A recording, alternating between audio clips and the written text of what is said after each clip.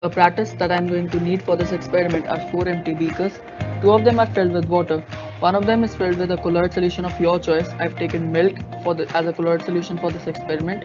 1 empty beaker, 1 strainer, 1 teaspoon full of sugar, and 1 teaspoon full of mud.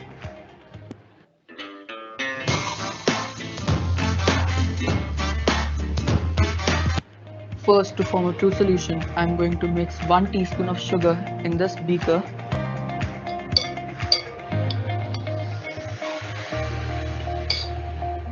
and 1 teaspoon of mud in this beaker.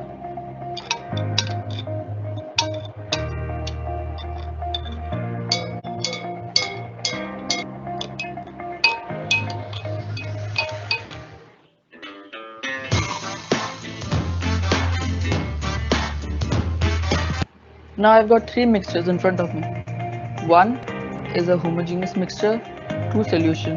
One is a heterogeneous mixture, colloid. Another one is also the heterogeneous mixture, a suspension. Now a true solution has a particle size which is less than 1 nanometer. A suspension has a particle size which is more than 1000 nanometers. But why do we say that a colloid is a heterogeneous mixture? A colloid is a heterogeneous mixture, but most of the students always get confused because the dispersed particles of a colloid are not as large as those of a suspension, and they do not settle out upon standing. So they confuse them with a homogeneous mixture, but actually a colloid is a heterogeneous mixture in which the dispersed particles are intermediate in between the size of those of a solution and those of a suspension.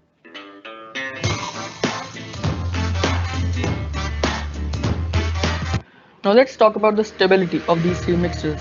In the true solution of sugar and water, the particle size of sugar is relatively less, so the particles of sugar are evenly dissolved in the water. That is why, as you all can see, the particles of sugar are not settled down. That is why this solution is a pretty stable solution. Now let's move on to the colloid, milk. The particle size is relatively less, so the particles have not settled down. This means that this solution is also a stable solution. But now, in the case of a suspension, the particle size is more than 1000 nanometers, which means that the particles have easily settled down at the base of the beaker. This solution cannot be referred to as a stable solution.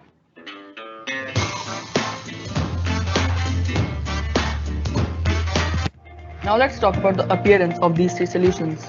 The true solution of sugar and water. Particle size is less than 1 nanometer, so this solution is a transparent solution. The colloid, milk, particle size is in between 1 nanometer and 1000 meters, so this solution is a pretty translucent solution. Then let's go back to the suspension. The particle size is more than 1000 nanometers, so this solution is an opaque solution.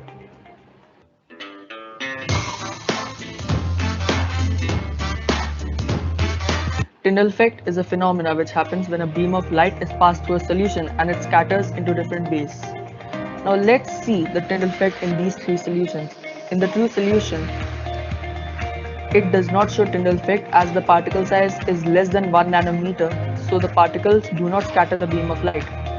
But in the colloid, this does show a Tyndall effect as the particle size are relatively high. And in the suspension, they of course show Tyndall effect as the particle size is very high, that is why they scatter a beam of light easily.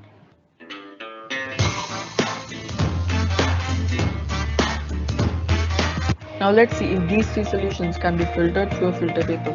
First, let's try the true solution of sugar and water. If we pass the true solution through a filter paper or a strainer, there is no residue left on the strainer. That is why we can say that a true solution cannot be separated through a strainer or a filter paper. Now let's try the colloid. I've taken milk as a colloid. If we try to pass it through a strainer or filter paper, again there is no residue left on the strainer. That is why we can also say that a colloid can also not be separated through a filter paper or a strainer. But if we try to pass the suspension of muddy water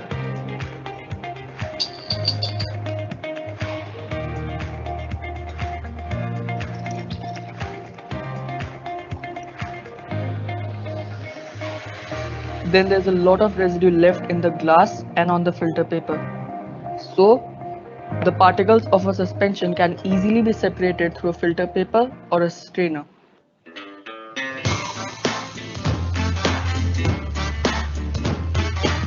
Now, as for the conclusion, I think it's safe to say that the true solution of sugar and water is a transparent solution. It is pretty stable and it cannot be separated through a filter paper. The colloid milk is a pretty translucent solution. It is stable and the particles cannot be separated through a filter paper. But as for a suspension, this is an opaque mixture. It can be separated through a filter paper and it's not stable as the particles will sediment.